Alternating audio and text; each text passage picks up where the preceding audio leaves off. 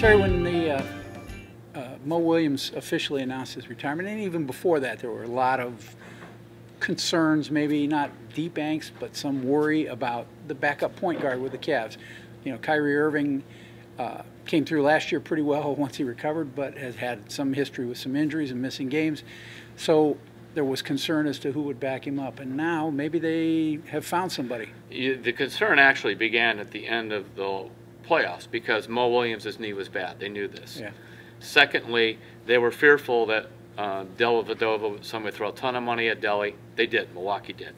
So they knew we can't ride Kyrie-Irving hard in the early preseason. The early season. Basically, you know, they almost treat the regular season like a preseason. Right. So where can we find a point guard? And you have no draft picks. None. You trade them all. So they had a guy they liked, Kay Felder. How big is he? Like 5'9". That's he's lying, but he says he's listed at 5'9", so I was hoping he'd say that. Oakland University. You go back to Brandon Weems, who's a Cavs scout. He was on the coaching staff for 2 years at Oakland. He knew Weems.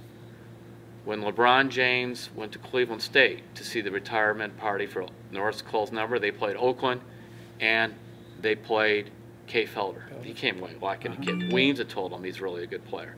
Then you turn around, and now you're looking at the draft, trying to see who can we get. And they almost were going to wait till the end of the draft to either sign him as an undrafted free agent, but then he could go anywhere else. Then you have one more thing, Dan Gilbert's money. And on top of that, Dan Gilbert is from what town? Detroit. And guess where Oakland is? Detroit. And you know, he's been hearing about Kay Felder because he was the City Player of the Year in Detroit. Yeah. Dan likes these little spunky point guards. They cut this deal for Oakland. They cut the deal with Atlanta to draft this kid from Oakland. Paid $2.4 million.